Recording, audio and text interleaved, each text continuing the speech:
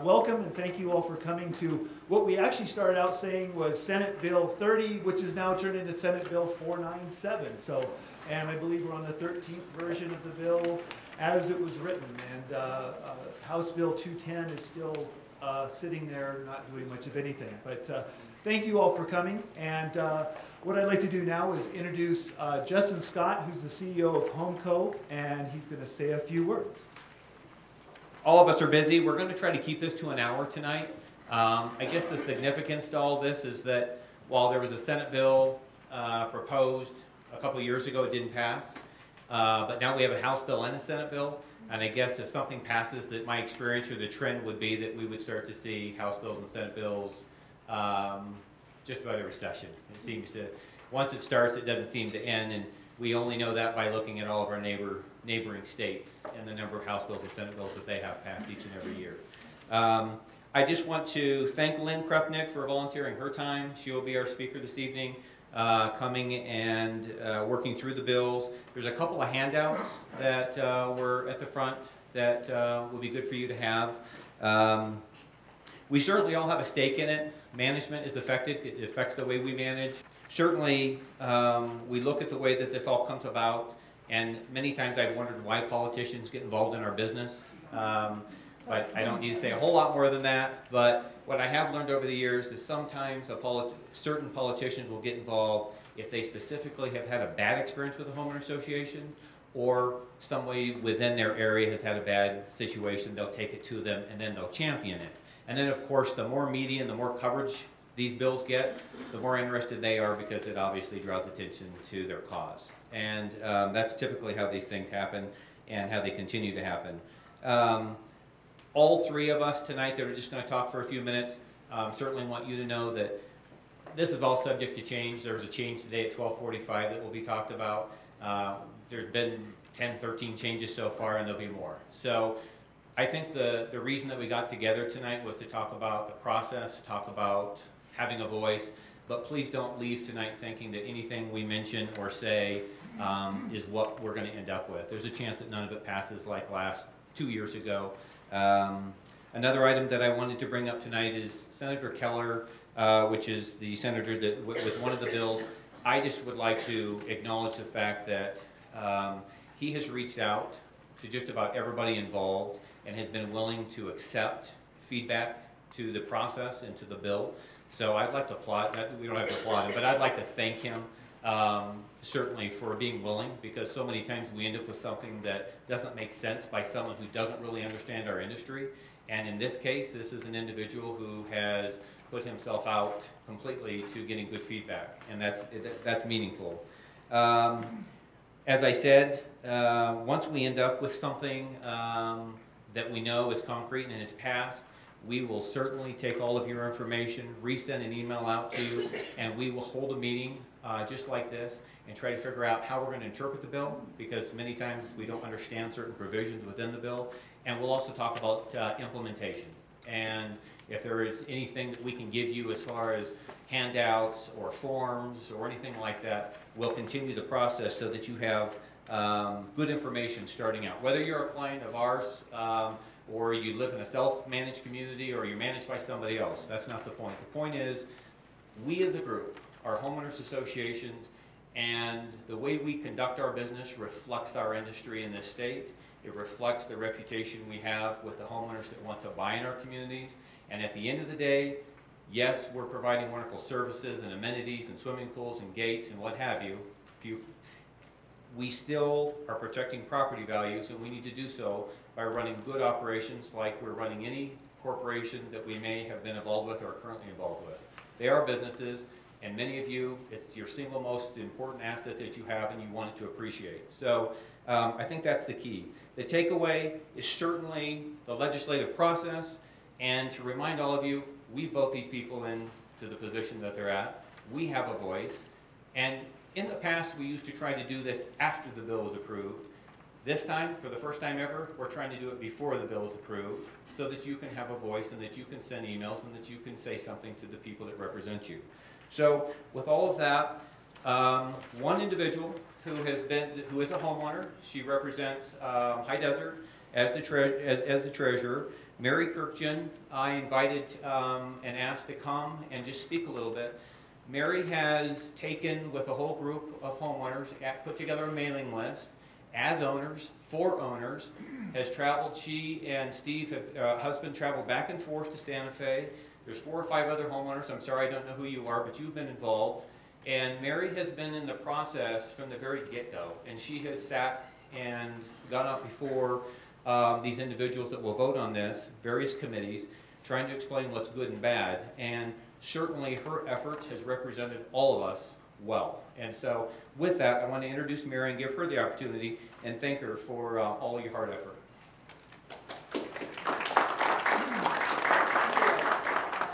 Thank you. This truly is an example of grassroots lobbying. New Mexico is a wonderful place to live because you can really affect legislation being an individual, being a group of individuals, if you just work the process. So that's what we're trying to do. I am a homeowner. I'm a full-time employee in my business. I do government consulting for systems consulting, so I am not a lobbyist by any means. But my whole career has been built around government, so I understand the process. And I live in High Desert with my husband, and 2 years ago we became aware of the version of the Homeowner Association Act. Back then it was called HB 9, House Bill 9, proposed and sponsored by Representative Mimi Stewart, who is from the center of Albuquerque. She represents kind of the International District area, former retired teacher. And we got involved in the bill at the very late stages. It was well drafted, it had been through a couple committees already, and we got involved because there was a provision there that we didn't like. And it would have prohibited homeowner associations from doing anything to restrict solar installations, meaning you couldn't even provide building guidelines for them like you do for all the other things in your association. So we managed to get that wording changed back to the current prevailing law on that matter, but it got us exposed to the Homeowner Association Act. And so we figured, well, there would probably be another piece of legislation proposed, because that piece, HB 9, got within moments of passage. It really was a dramatic experience with that bill. It had gone through all the House committee hearings, gone through all the Senate committee hearings, had gotten its final amendments, was on the agenda for approval on the Senate floor, which would have been the last stop for the bill, and the the Senate Republicans filibustered the last 2 hours of the session, and no bill got heard and voted on. So that building, it was literally the next bill up before the filibuster went into place. So it never passed. So we figured, well, you know, we know there's support for this bill, so it will come back. Let me kind of step back. That was how we got involved. And I saw the legislation, started talking to homeowners, talked to other homeowners in Tanouin and some other communities that we had friends in, and all of a sudden we had a group of people who were interested. And so when the legislation popped up again this year, I wrote to those folks and said, we have another opportunity to influence the legislation, and this time we're on time, we're early. So that's what we've got. We have an email list of about 35 to 40 homeowners in different associations, and as far as I know, every single one is a homeowner-controlled association, not developers. Because as you can remember, we don't necessarily have the same interests, so homeowner-controlled and developer-controlled. And we just read the bill, and we start working to present our point of view. So let me just tell you a little bit about this legislation's history so you get a sense of momentum for it. There actually was a task force appointed by the legislature either 6 or 8 years ago to go out and study the problems of homeowner associations. They had already passed a Condominium Association Act in New Mexico, but we had no HOA Act, which is highly unusual. Most states do have an HOA Act. So Mimi Stewart, I believe, was the chair of this task force, and she went out, did hearings. I, of course, never knew of anybody in here ever notice and go to those hearings of the legislation? Yeah, I didn't either. And they discovered a set of problems that they wanted to fix. Developers were not getting out of the homeowner association in a proper and timely manner. They were abandoning developments and leaving the homeowners not in control. They were holding on too long, and the homeowners didn't like what they were seeing, even though they owned 75, 85% of the properties. There were boards that were running amok, that they were running kind of rogue and doing their thing, not paying attention to association members. They weren't making financial records available to members. They weren't allowing members to come and speak at meetings. So there was this sense that this task force had that there needs to be some better control and minimal standards for homeowner associations. And so that was the genesis of the legislation. And there was a version 4 years ago of HOA Act. I never saw it, but it came back again in HB 9 last full session, so 2 years ago. And in it, they wrote pieces of mandates that would apply to all associations, and then eventually got a little bit whittled down, that would require things like how you would pass a budget, who could be on a board, how many people could be on a board, how you could remove a board member, how your records would be available, and then that was kind of governance issues. And then more things on how the developers had to act, and then disclosure to a prospective buyer.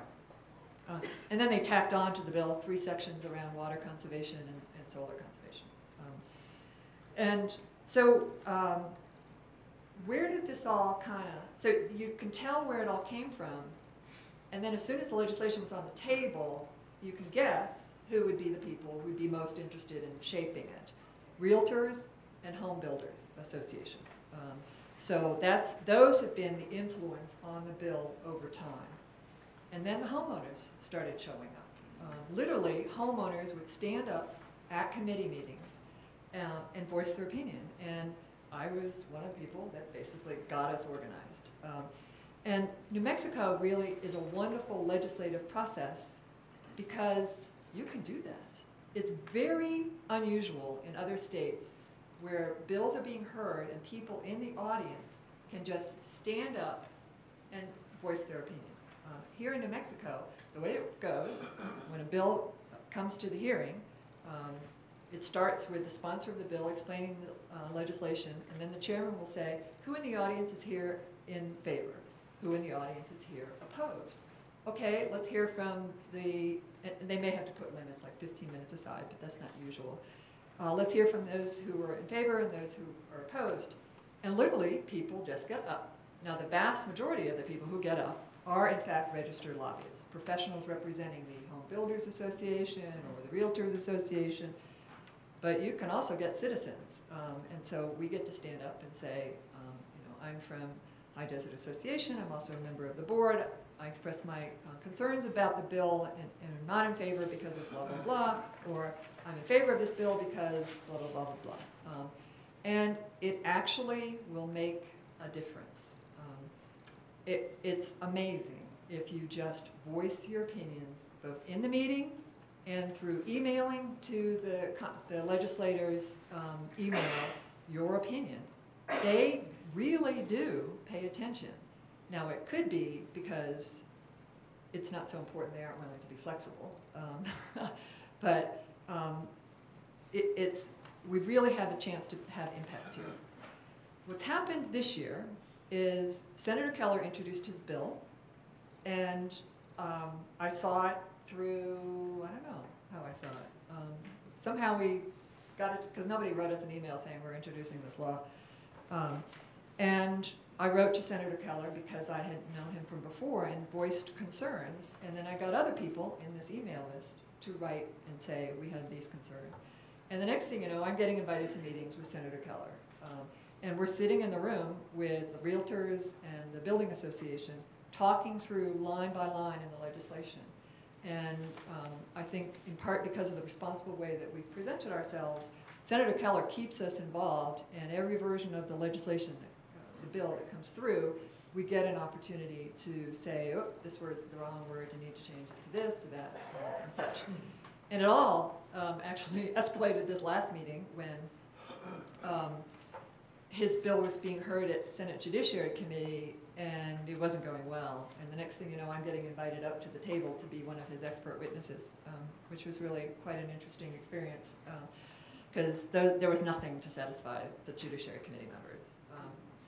But so I tell you those sagas to tell you you really can have an impact. So when you learn what Lynn has to say about this bill and form your own opinions about what's right for you as a homeowner or you and your association, you can have an influence still in the bill.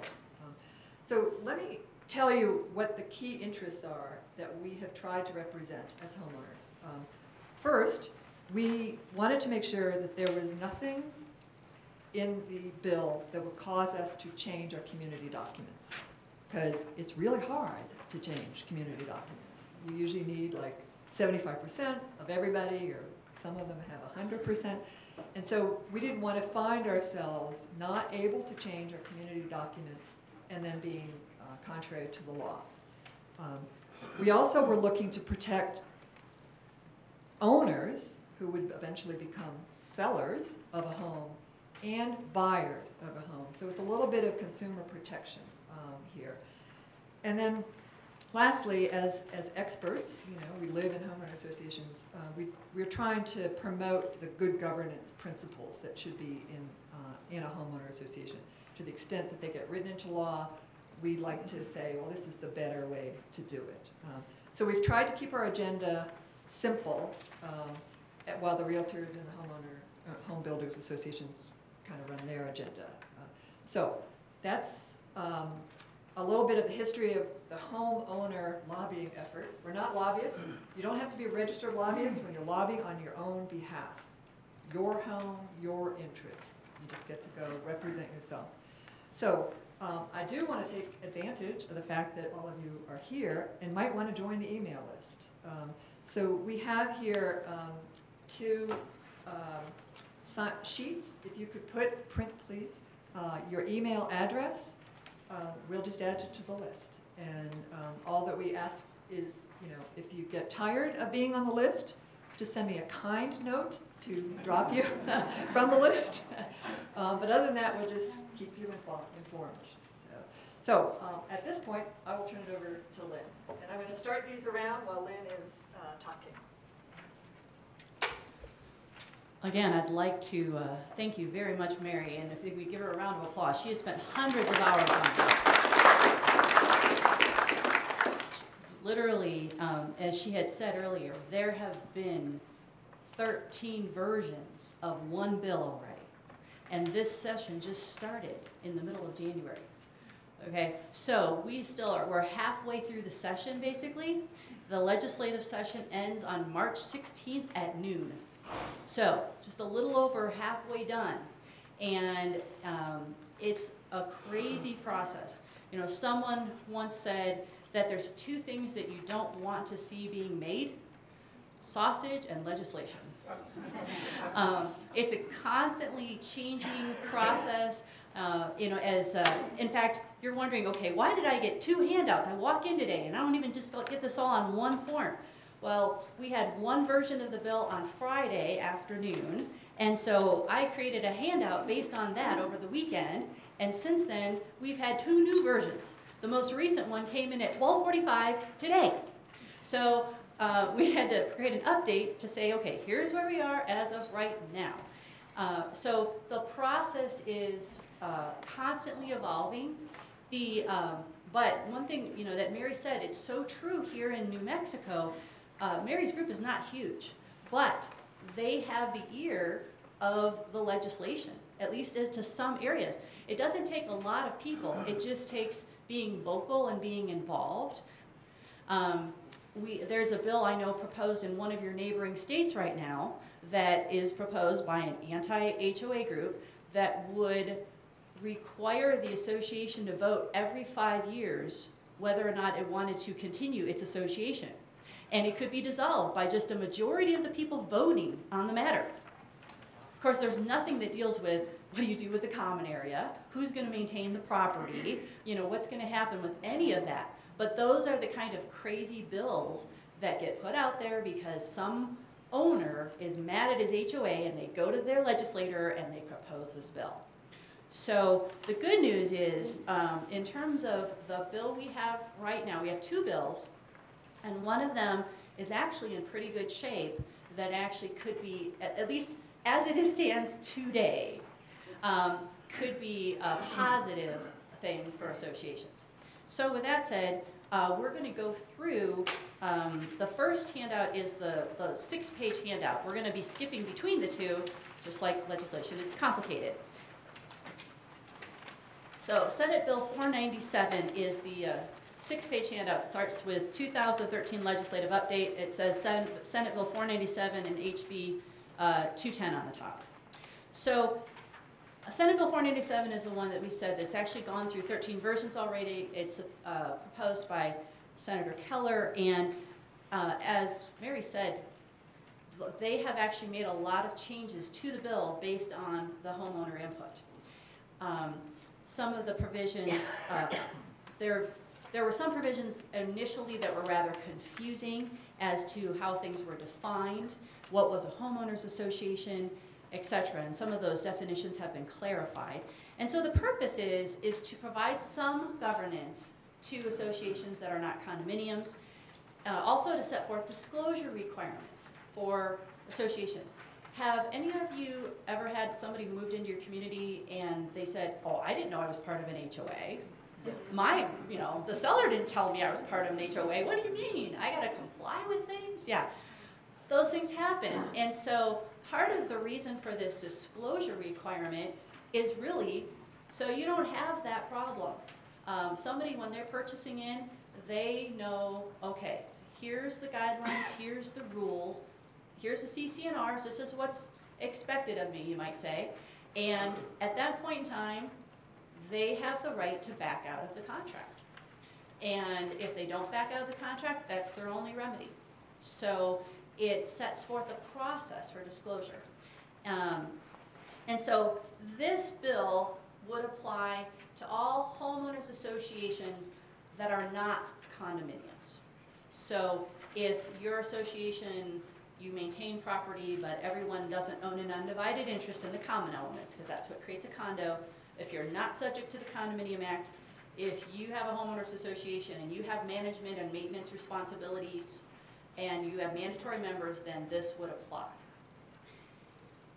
So now the sections that apply right now as of 12:45 today has changed. So we're going to go through, as of right now, what are all the sections that would apply to existing homeowners associations. That's obviously key because, frankly, we're all in the room. We don't necessarily, well, we don't want bad legislation, but we don't necessarily care what happens to, if a new association's formed, they know what the rules are when they start, if that's the law that applies.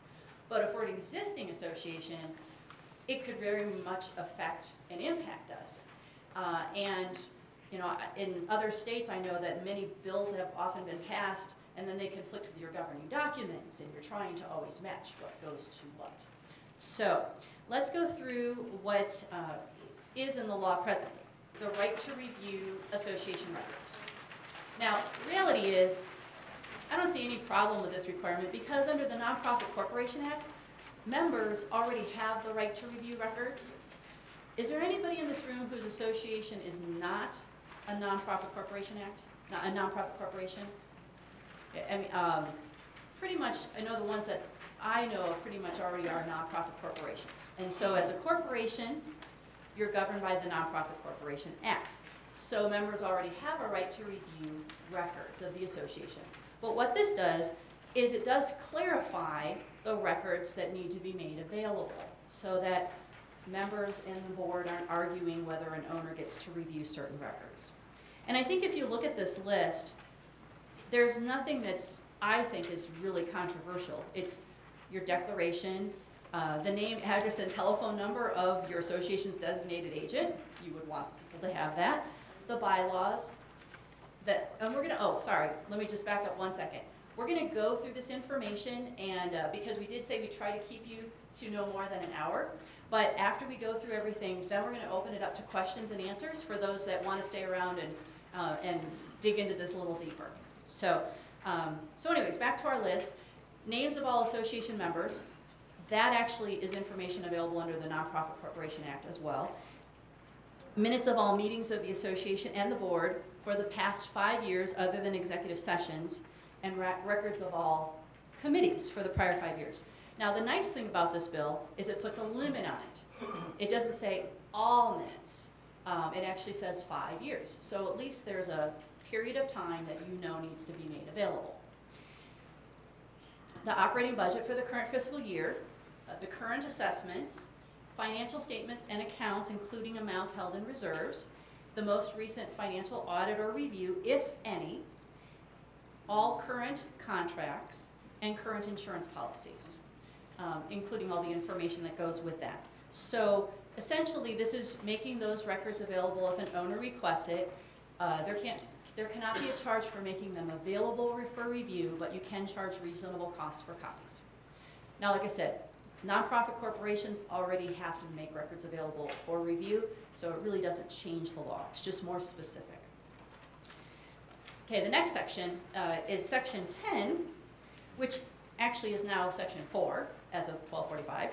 And this section is something that I've seen in other states as well, which basically they're requiring an association to file a notice of homeowners association with the county clerk.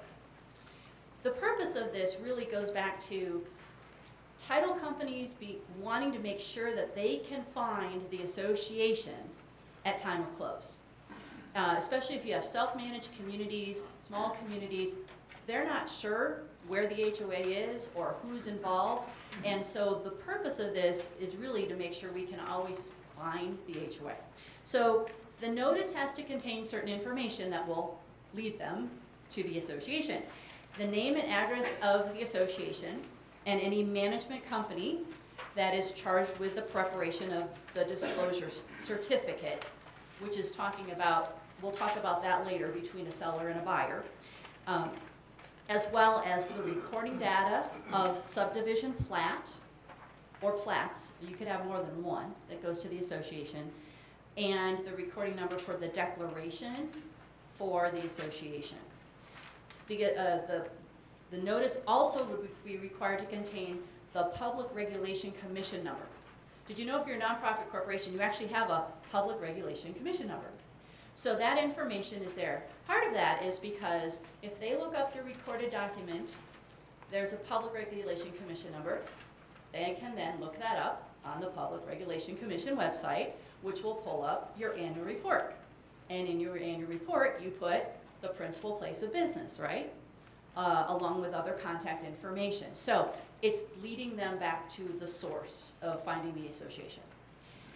Now, the one thing to keep in mind, if this law goes into effect for all existing associations, that document would have to be filed by June 30th of 2014. For communities that are larger, it's going to be rather complicated because you'd have to list all your plats, because that's the documents that show what lots your HOA refers to. And the other thing to keep in mind is if your management company changes, you're going to need to update that because it needs to reflect who your management company information is. Now, the one thing about this bill that, different people have different opinions, because I represent associations, and unfortunately I see people that sometimes try to take advantage of associations who don't know the law. This next one to me still gives me a little heartburn, but that's for everybody's opinion. You can have your own opinion. The law says if an association fails to record a notice of homeowners association in accordance with this section, the association shall forfeit any authority to charge any assessment, levy a fine for late payment of an assessment, or enforce a lien for non-payment of assessment until the notice of homeowner association is recorded. Okay? So that's something that's there in the law at the present time as well. Okay, next section. Section 11 talks about disclosure requirements And this goes to the issue of the house selling between seller and buyer information. Basically, this puts a burden on a seller of a home to provide a disclosure certificate to a purchaser no later than 7 days prior to closing, okay?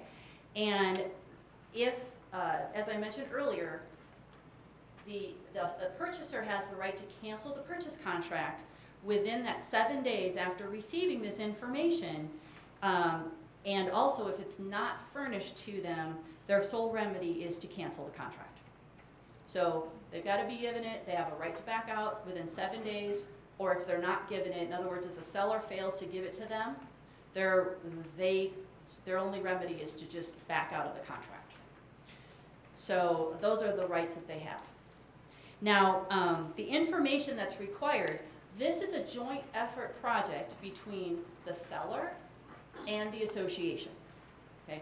They're both involved, and this is where associations would be involved in every resale disclosure, okay? And actually every disclosure. So Section 12 sets forth the information that you have to provide. It includes declaration, bylaws, covenants, rules. So the seller has to provide this information and a disclosure certificate from the association, okay? So what happens is the process, basically, think about it, seller has to notify association, we need a disclosure certificate for our home. Then the association has 10 business days to prepare that disclosure certificate and get it to the seller. Then the seller is the one who provides that information along with the other documents to the buyer, okay? So that's how that process works. So if you think about it, if you have a house that's in a homeowners association, you're going to need at least 21 plus days from the time you enter into a contract to sell to meet those requirements, just because of the process. So anyways, the information that an association has to provide. Now a lot of this, once they put it together once, you won't have to change it. And then of course there's parts of this that every time there's a sale, you're gonna have to update it for that specific seller.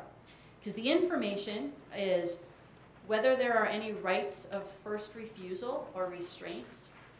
I don't see many of those in CC&Rs. That's the type of provision that says, before you can sell your house, you have to contact us as the association, and we have the right to buy the house at the same price that you're selling it to that other person. And if we don't want it, you can sell it. Okay, that's a right of first refusal. I've actually seen it in at least one set of CC&Rs over here. But that's a really old provision, and we don't really see them. And even the ones that associations that have them, they usually say, we don't even want to go there. That could be a violation of fair housing laws, so we're not even going there. But you do need to disclose that if there are any rights, or other similar restraints like you can't sell it to a sex offender. That would be a restraint on who you could sell the property to. Another restraint might be if you do not allow any rentals. That could be a possible restraint. You know, in other words, only homeowner occupant units are allowed. That's the kind of thing that could be a restraint. Okay, the amount of the monthly assessments and any unpaid amounts currently due, which of course that's going to be each owner that will be involved with. A statement of any other fees payable by owners. A statement, now the next one's a little more complicated. A statement of any capital expenditures anticipated by the association and approved by the board for the current fiscal year and the 2 next succeeding fiscal years. So, but keep in mind that language is anticipated by the association and approved by the board. So, I mean, if you have an approved process in place, let's say you're re-roofing, and you already have the capital expenditures set aside and you're planning to do this project for over the next 3 years, then that would be something you would have to disclose. A statement of the amount of any reserves for capital expenditures and of any portions of the reserves designated by the association for any approved projects. Essentially, that's preventing somebody from being misled. You know, like we've been collecting money for roofs for the past 5 years and we have $200,000 that's designated for that purpose, so somebody doesn't look at that financial reserve and think, oh, these are really well funded, when actually maybe 200,000 is already specified for a specific project. I know some associations will do that even. They'll do a special assessment for a specific thing, and then that would be information you need to disclose. The most recent regularly prepared balance sheet and income and expense statement, if any, of the association. The current operating budget. A statement of any unsatisfied judgments or pending suits against the association. Now, hopefully none of you have unsatisfied judgments against your association. But if you did, you need to disclose that, or any pending suits against the association, and the status of any pending suits material to the association of which the association has actual knowledge. A little complicated there. You know, and frankly, this would be one of those. If this passes, the seminar after will be discussing what does that mean? You know, what's material to the association? You know, if you're doing collections, you know, if you have 1,000 homes in your community and you have 5 of them in collections and it's worth less than 2% of your budget, probably have a decent argument those aren't material. But that's the, you know, that's the language that would be subject to interpretation. A statement describing any insurance coverage provided for the benefit of lot owners and the board.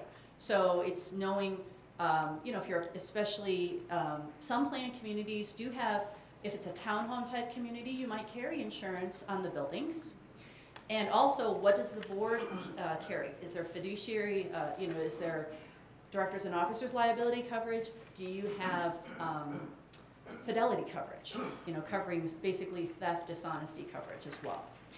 So the term of any leasehold estate affecting the association, if your community is sitting on leased land, that's what this is talking about. Do any of you have communities on leased land? Okay, then you don't have to worry about that. And then the contact information and the contact person for the association.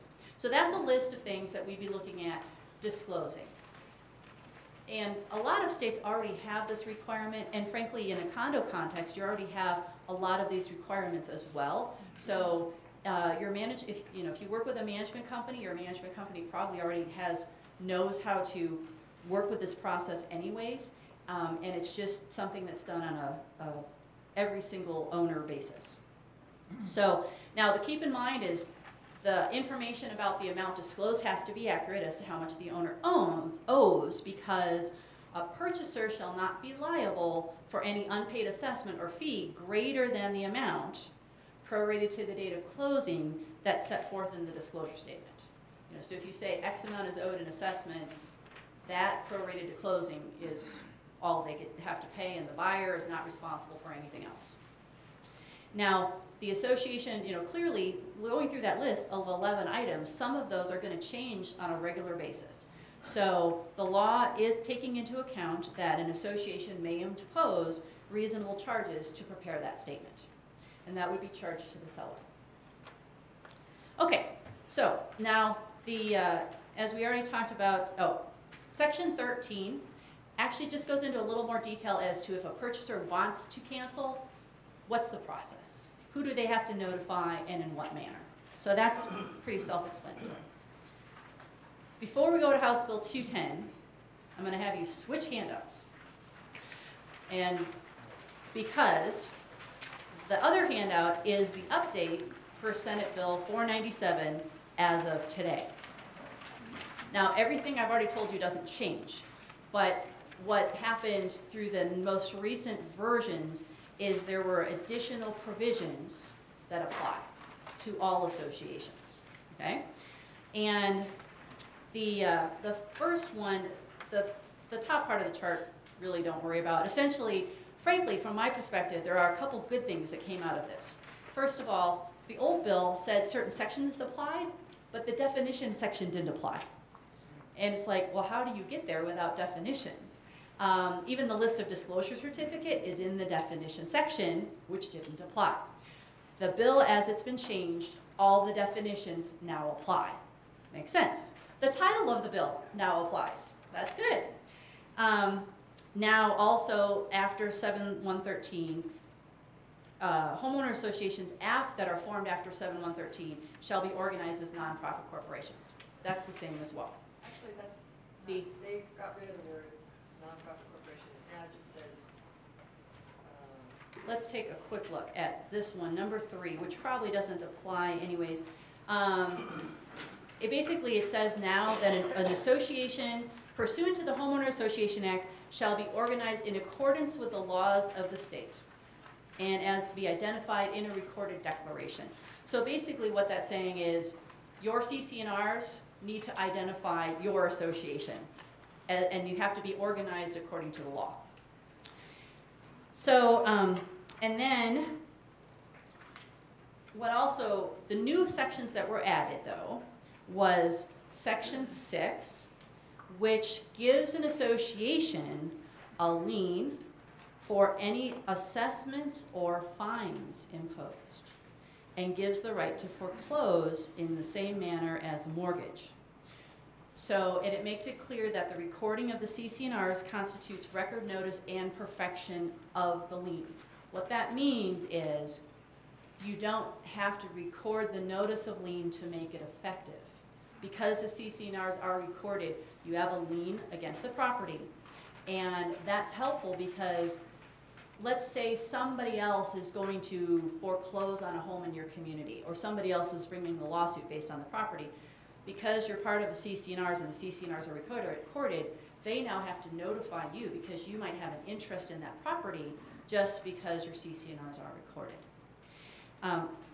So now, and the other part that I know a lot of communities get frustrated because they have owners who don't listen and don't listen and don't listen, and they decide to impose a fine, and then they have no teeth in the fine.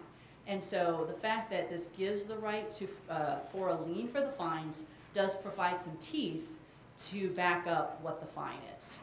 So that is actually already in the Condominium Act, and so this is really similar language to apply. so that's 6. That's section 6, in the new version, which is on the bottom of the additional handout. And it does also require the association to provide a recordable statement setting forth the amount of unpaid assessments, which is binding on the association. Now actually, that's very similar to what we already talked about, right? That any unpaid assessments, once you disclose them to the other side, or let's say it's not though in the process of a sale. I'm sure associations, you get contacted all the time, somebody wants to refinance their house. How much is owed in assessments? Okay, you provide that information and then you're bound by that. And that's what that provision is allowing. Basically that's what it's saying, it's required.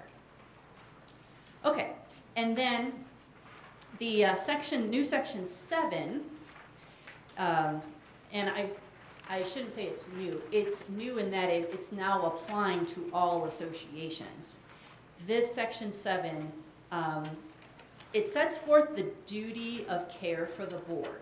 And this is actually the same language that is right in the Condominium Act right now. It also, the other thing it does require, and honestly I don't think I've ever seen CC&Rs or bylaws that don't require this, is it says the board shall adopt a budget annually. That's I think in every CC&Rs I've ever read. You have to adopt an annual budget. And then within 30 calendar days after adoption of the proposed budget, the board shall provide a summary of the budget to all the lot owners or the lot owners' duly elected representatives. Now, the reason the language was added at the end is some communities are actually representative forms of government where they have voting members elected for their various subdivisions. And that's how they already do their budgets. So this is just reflecting what exists in some communities. So essentially it's notifying. How many of you notify your members of the budget? I mean, we notify them, right, of the budget, yeah, so that they know. So this is providing a summary of the budget. Okay, so that's that issue. Are any of you in here, do you have communities that are still declarant controlled? Okay. Well, there is another section in the law that would apply to declarant control of board, and that's section 8. And it goes through in significant detail a process of when the declarant has to turn over control, okay? And it talks about at a certain point in time, when you hit a certain level, then you have to elect certain board members to come on the board and so forth, so that over a period of time, and by no later than X date, transition will need to occur. So that's something to be aware of. And There's one exception. for the master plan communities, yes. There is an exception. If your community is a master planned community as it's defined, there is an exception for that. But other than that, it applies to the various communities. So that's Senate Bill 497 as it presently exists. Now, there are two other sections in the bill that as of today don't apply to existing associations. One of them deals with the use of proxies and absentee ballots. The other one would require associations to do an annual audit, review, or compilation. Now, as of today, those don't apply. As of yesterday, they did. So, if you're interested in keeping informed on this bill, you know, as Mary's passed around the forms, and I know she'll keep people updated through emails.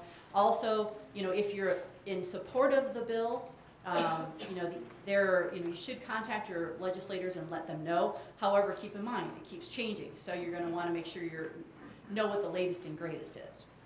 So that's Senate Bill 497. Now let's go briefly through House Bill 210. So go back to the other handout on the middle of page 4. That's the 6-page handout. If you go to the middle of page 4, it says Summary of HB 210. Now, this bill, on the other hand, there have been no changes to this bill, of which we are aware, since it came out. This bill has a lot of issues and concerns. And a legislator who is the proponent of the bill, who doesn't seem to be listening to any of those things. So if there's not any changes to this bill, this is a bill that we would highly recommend that you consider opposing. This bill, it has a variety of different things in it. It would apply to all, well, actually that's one of the big questions is, who does it even apply to? The intent is to apply to homeowners associations, just like Senate Bill 497. However, where it talks about real estate, portions of which are designated for separate ownership, and the remainder of which is designated for common ownership solely by the owners of those portions. So what that's saying is the owners own a lot, and then they all own an undivided interest in the common area. Well, that's not a planned community. That's a condominium. And then it goes on to say that it doesn't include a condominium under the Condominium Act. But then it goes on to say real estate is not a planned community unless the undivided interest in the common areas are vested in the parcel owners. That's a condominium. And if you have a homeowners association, who owns the common area? The association, okay? So by definition, I don't know who this applies to. If anything, it might apply to condominiums, which would be a big problem, even though it says it doesn't apply, because it would conflict with the Condominium Act. So that's just for starters. That just gives you an idea of the problems associated with this bill and the issues it could create. Who put that in? So this language is, the proponent of the bill is the one who sets forth this original bill, and they haven't made any changes to it since. So we'll go through some of the provisions though, so we know what they are in there. There are certain provisions that would apply to existing associations. Subsection C of Section 4, which requires the recording of a notice, including the name of the planned community and the association, and a legally sufficient legal description. So that's basically the same provision that we've talked about in Senate Bill 497. Similar in language, but it's the same concept. Now, Section 7 requires a budget ratification process. And what that is there's a provision like this in the Condominium Act.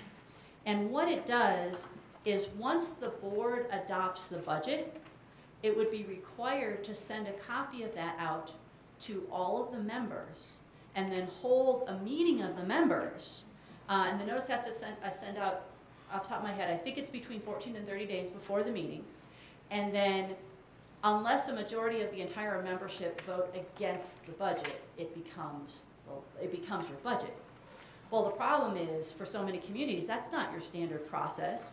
Most communities, the board just adopts the budget. And so this would put in place a whole new set of requirements that would have to be applied to every association. It also sets forth a way by which board members may be removed from the board. And basically the process is a 2/3 vote of the owners who are present and entitled to vote at any meeting of the members. So that, it can be used. I've been in situations where all of a sudden in an annual meeting, somebody makes a motion. I vote to remove John from the board. And then, you know, they got enough of their friends here and, you know, all of a sudden, there you go, you vote and John's off the board. So. John happy? Was John happy? Oh, he probably was, right? I know, you all put in all this work for, I mean, I know such great pay, right? Yeah.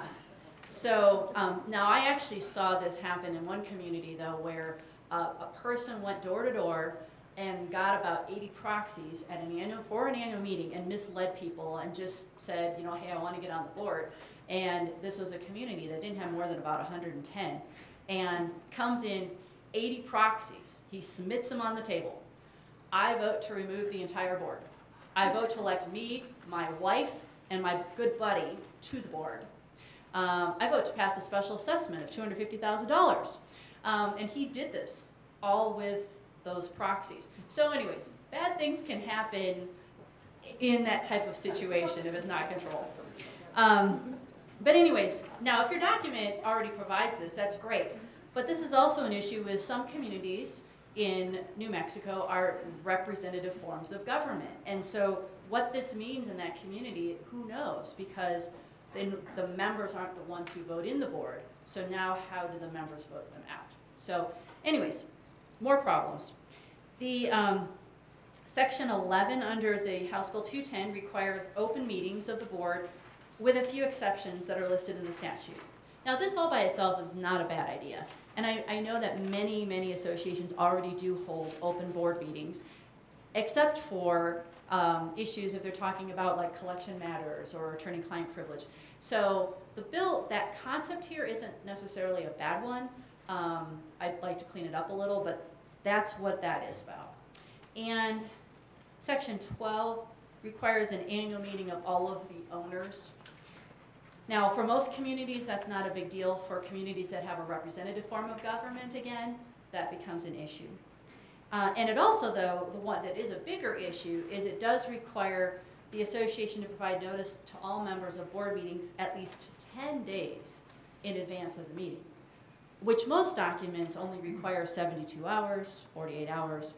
All of a sudden, you have to do it 10 days out unless there's an emergency. Actually, Lynn, it's not just notice, it's the agenda. Well, Which can't be changed. right, that's right. It's just going. It also, the section requires that the agenda cannot be changed once notice of the meeting has been provided to the owners. So again, it's that situation of here we not only have to notify them, but we can't change the agenda, and that's a 10-day out period. So another problem. Now again, Section 14, that mirrors Section 8 in the Senate bill, so that one's not a concern. Section 16 is rather interesting. Originally, I thought it might have been good language, but as I read it more carefully, I realized it wasn't very helpful. This section allows the court to award costs and attorney's fees to any party that prevails in a civil action between the parcel and the association or declarant,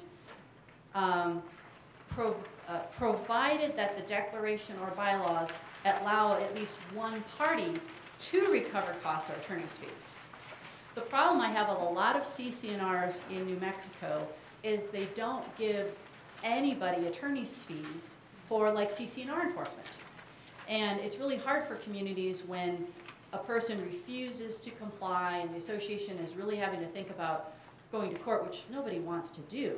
But it's even worse if you go to court and you can't get your attorney's fees, even though the other person is blatantly in violation of the documents. So if the bill didn't have the end part that said, provided the declaration or bylaws provide one party get their attorney's fees, it would be a good thing. But it has to already be in your documents. Basically, this sounds like somebody got upset because it allowed, let's say, the declarant to get attorney's fees, but not an owner, or allowed the association and not an owner. So the section 17 to 21, really this is just very similar in nature to what we talked about in Senate Bill 497, except for when the association has to provide the disclosure certificate, they only get 10 days instead of 10 business days. So anyways, that's just a general overview. There could be more specifics. So the bottom line is, those are some reasons why we really don't think House Bill 210 is a good bill for associations in its present form. And so then the question is, what can you do? Well, as Mary said earlier, you have a voice. The great thing about New Mexico is you have a voice. There aren't that many people that are involved. So if you are involved, if you let yourself be heard, people listen. And so stay informed. First of all, like I said, remember these bills. This is the bills as of today. They could change tomorrow. And if anything does become law, as Justin said earlier, we will be holding another session before the laws go into effect, which is July 1st, to go over how this would apply to your association. But watch for updates to make sure that the specific legislation is not, either become harmful, or if it is a helpful bill. Contact your legislator. Find out who they are. If you don't know who your legislator is, that's important too. And then contact the sponsors of the bills. If you are in favor or opposed to a bill, let them know. Additionally, Senate Judiciary Committee is Senate Bill 497. They're going to be hearing that bill again, probably on Friday. No, it turns out probably tomorrow. Probably tomorrow. Oh, okay. Well, if you get home tonight and you want to email the Senate Judiciary Committee, you go to the New Mexico Legislature website, New Mexico Legislature website, and all the committee members are there with their email addresses, and you can shoot off an email to them saying, hey, I'm in favor of this bill. And if you're in their district, all the better. Let them know that you're in their district. Because those are the types of things that really help legislation get passed or defeated. Is grassroots efforts are important. Knowing people care in their community, because for the one person who actually contacts them, there are probably many others who didn't, and they do take that into account. So, with that said, we have gone through the bills. Like I said, you want to keep informed. We didn't give you copies of the actual bills because, as we said, they do change on a daily basis. We are going to open it up to question and answer. And if anybody, any of you that are ready to go, that you're welcome to leave, but anybody who wishes to stay around and ask some questions, we'll be happy to answer them. Thank you very much. What? Oh, the clipboard. Where's the clipboard for the sign-in? There's one back here on the table. The front of the room, this side of the room didn't receive it at all. Okay, clipboard. Where's the other clipboard for? Could somebody grab the clipboard and? Okay, we'll pass them out over here. Lynn, when the questions are asked, will you restate the question so we can all hear it? Yeah. Okay. Question. That bill that you just read, the 210, who's going to benefit from that bill since it's such a bad one for the homeowners association? Who's sponsoring it and why? And why is it going to benefit them and not us? So the question is, who's sponsoring the bill? The bill is sponsored by Mimi Stewart and William Souls. And that information is on the back page, the very bottom of the last page. I put the bill sponsors down there. In terms of, as Mary had mentioned earlier, they were originally part of a task force committee, I think, to really try. I don't, I wish I could get into the mind of a legislator. It's the politics of it. That's what you're asking about. Who's interested in this bill? It was, the genesis of it was homeowners who felt abused in their associations. That goes back to the task force of several years ago. Now, what's very interesting is I have not met a single one of those homeowners at all of the committee members committee meetings I have been to. So there's, you know, you could be saying, well, she's just a, you know, a knee-jerk liberal, you know, bleeding heart kind of point of view. But there were injustices, and the intent of the bill was to rectify them because homeowner associations were abusing their homeowners. Now, I think at the time, the thinking was these were declarant-controlled homeowner associations. But, so that was the original thinking. Now, we're trying to broaden it to say, hey, we are homeowners who like our associations and want them to do good and promote our home values. Thank you. So, yeah, and it's always interesting because having represented over thousands of associations and seen lots of them, you know, there's only like 2% or less that are maybe not doing everything right. I mean, everybody else is really, really trying to do everything right, but it's that 2% that gets the news, and you know, they are the ones who make the news and everything else. And so, unfortunately, it is those little issues that all of a sudden create bills that would apply to everyone that can be very harmful. So that's you know, often what we see happen. Another question. I don't know whether this is in the version of the bill that's current, but in the SB 30, there's a provision that says that the purchase is not going to be liable for any erroneous information in the disclosure statement. And my concern is, what about the liability of the association, the board of directors, and or the management company for erroneous information in the disclosure statement? There seems to be no, it doesn't deal with that. So, you know, the question is, what's the potential liability for the association and the seller as well for any incorrect information in the disclosure certificate? The association, the board of directors, and also the management company. Yeah, okay, board of directors, association, and management company. What's the potential liability? Well, there are a couple positive things. Is the law says that the purchaser's only remedy is to cancel a contract. So that's a positive. I have seen similar bills in other states where it actually gives the purchaser the right to pursue the seller and the association for damages for failing to disclose the proper information.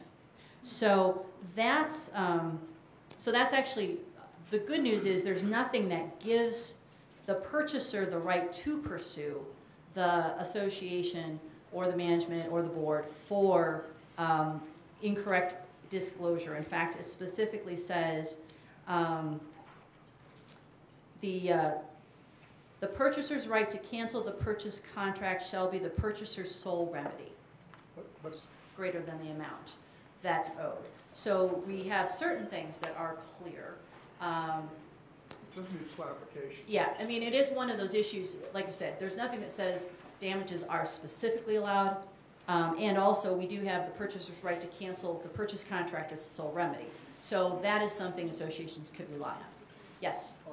How would a purchaser know if they hadn't been given on the 5B, Section 2 disclosure requirements? How would they know if they have not been given some paperwork that would allow them to cancel their contract before closing? Yeah, the question is, how would a purchaser know if they have not been given the paperwork prior to closing? And it is a good point, because there's an obligation to provide, but if the seller doesn't, the purchaser still, their sole remedy is to back out. So you're absolutely right. A purchaser could get in and not be provided and still be responsible. I mean, there's still one thing to no matter what, if I buy into a HOA, the CC&Rs are recorded against the property, okay? And under the law, what that means is that there's already record notice that I exist, that I am in an HOA. And when you buy your house, you get a title report. And the title report is going to have a Schedule B. Now, the Schedule B should show that the CC&Rs. Now, what I'm telling you is from a legal perspective, the law says you're responsible for record notice of what's recorded against your property.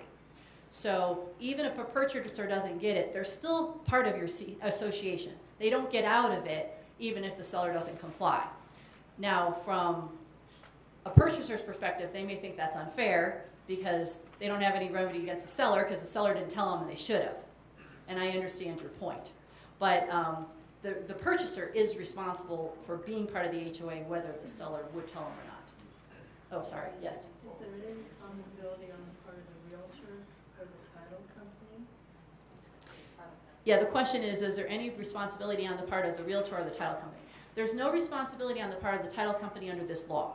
However, just generally, when somebody does get title insurance, that's what your title report does show, and it is supposed to show everything recorded against the property. Title report will show, as I said on Schedule B, the CC&Rs. That's why the title companies want this notice of HOH recorded, because then they go to that to find out how the HOA is functioning, what are the assessments, so they can do their job.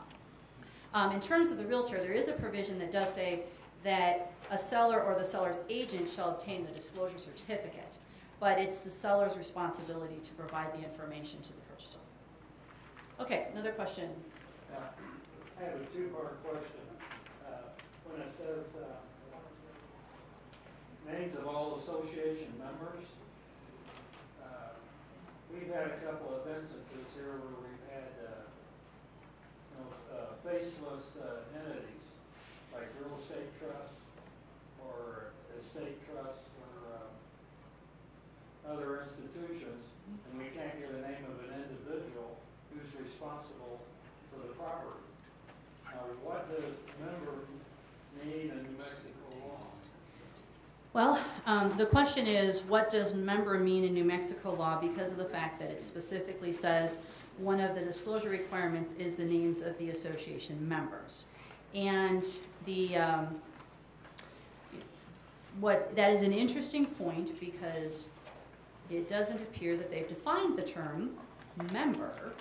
And association is the homeowners association.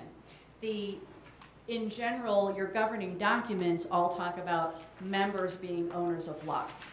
And so the member would be who is the owner of the lot. Understanding it may not be a physical person. It could be a trust. It could be an LLC. It could be an entity is still a member.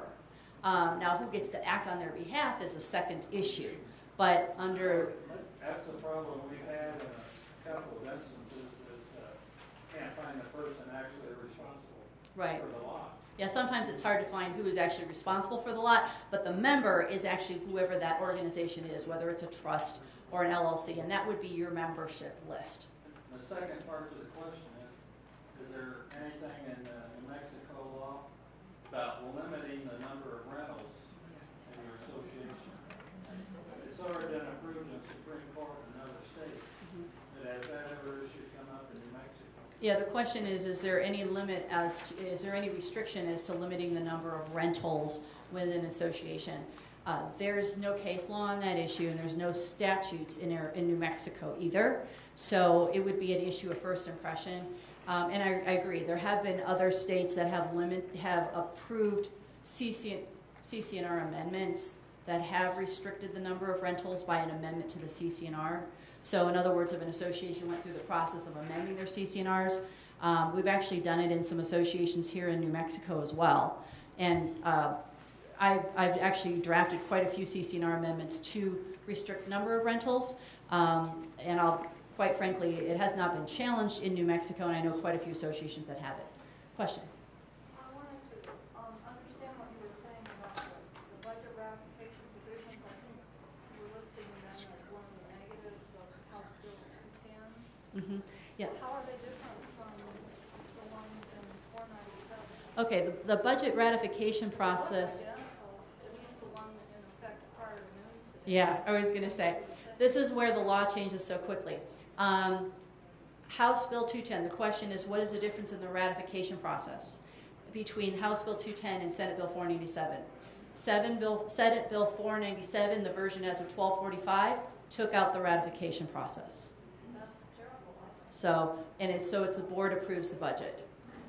So that's what happened. That's the change that happened. So that's the difference. House Bill 210 still has the ratification process in it. Senate Bill 497 does not have it in. That sounds to me like a plus.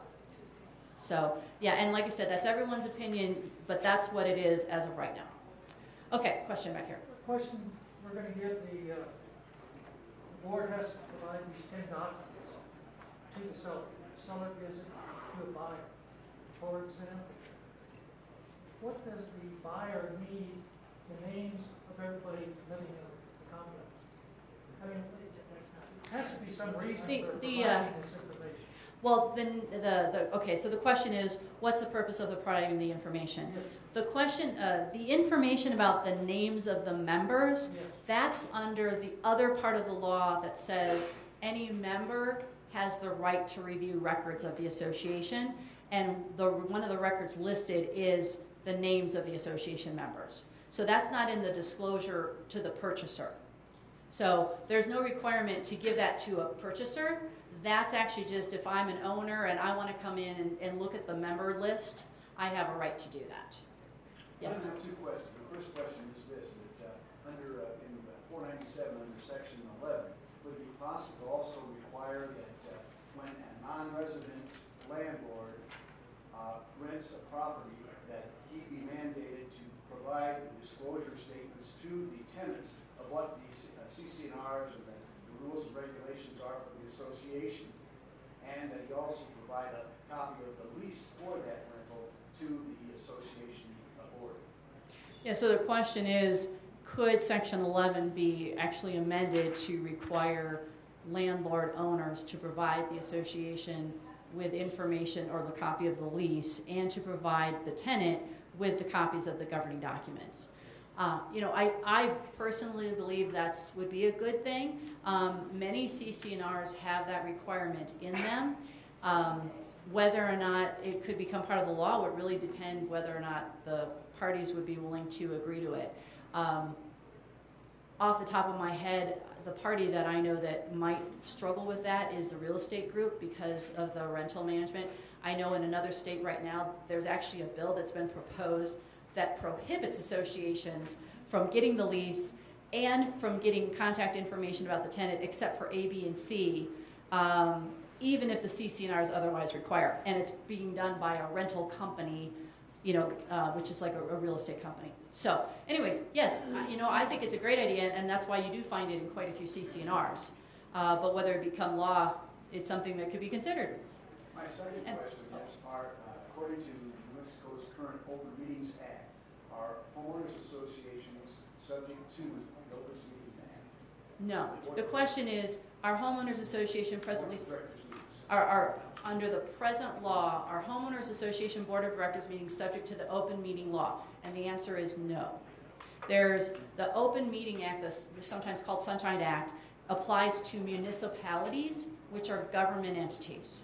An association is not a government entity. So a homeowners association actually is not subject to the Open Meetings Act. Yeah. Then would that be then it possibly should be included in Senate Bill 497, because it's now in House Bill 210. And wouldn't it be appropriate that any time the board of directors convenes to discuss the business of the association, that it be done in an open forum so that people can listen if they wish? Yeah, so the question is, should that be part of Senate Bill 497?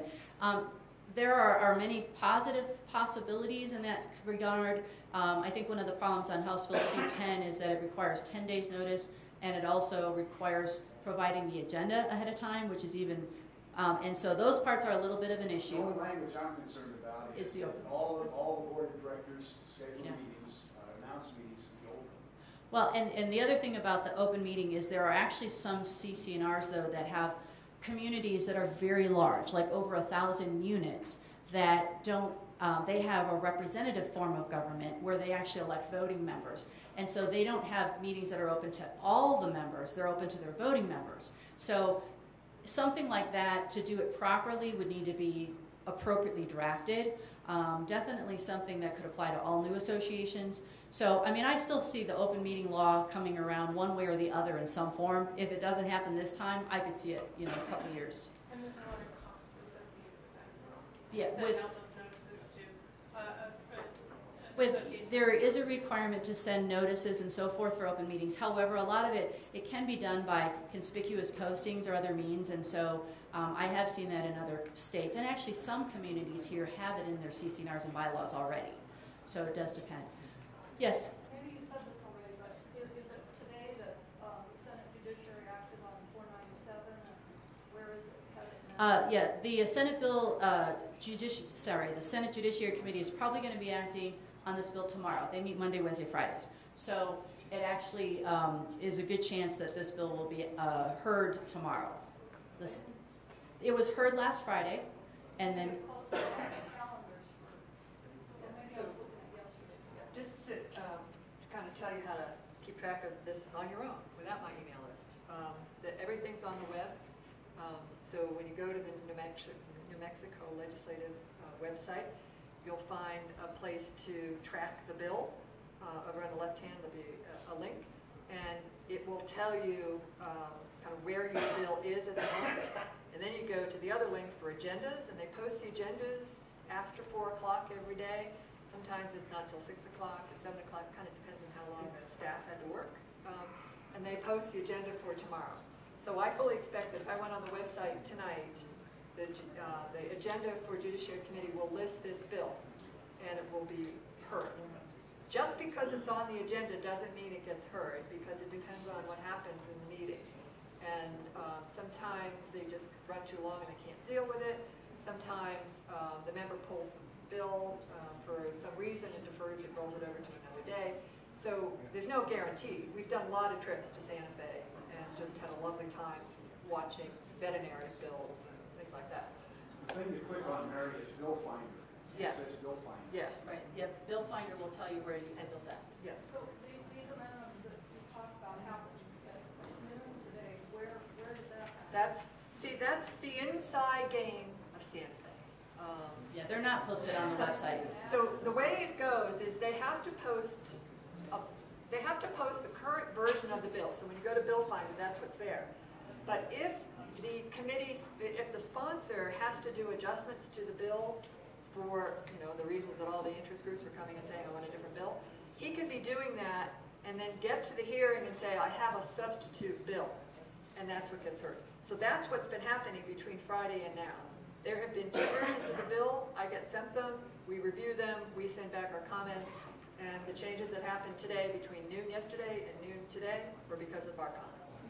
So this is a change that was made by the sponsor, not an Right, the changes that we were talking about that were made today were by the sponsor. The committee will be hearing this tomorrow, probably, if not Friday. Yes. So just to kind of make sure that you understand where the group is coming from so far, the group of 35, I'll call it. I don't know how long the list is. The homeowners, we support 497 because we think it sets good minimum standards and doesn't cause us to redo our community documents. Of course, you could always go beyond. Maybe Stewart's bill goes beyond, but we're trying to just be minimalist, and that's kind of been our point of view. So we support 497 and oppose 210 if it ever comes to the next hearing. Today's schedule, Tomorrow's posted today for tomorrow. 497 is on Judiciary Committee. It's the very last bill listed on. It's the last bill listed for tomorrow, so who knows? I'm going to take one more question and then we're going to wrap it up. And I'll hang around if you have any other questions. Can members of an HOA, either through their management company or through the state or county, expect any kind of additional, increase in their dues as a result of this bill? So the question is, can associations or members expect increases in their dues because of the bill? Well, will the state charge us? Oh, the state will not be charging anything. The state has no right to charge individuals. County Can't either. So there will not be any outside charges. The only potential charge, there would be a charge for the resale disclosure, the disclosure statement, but that goes to the seller. And so that's not a HOA fee. And how much is that? That's going to be, it's basically the law just says the association can charge a reasonable fee. That they can charge a reasonable fee to the seller for doing that. And so that would be something worked out between the association and the management company if they have one. and because they would do that job. So, okay, well, thank you all for coming, and hang in there and keep an eye.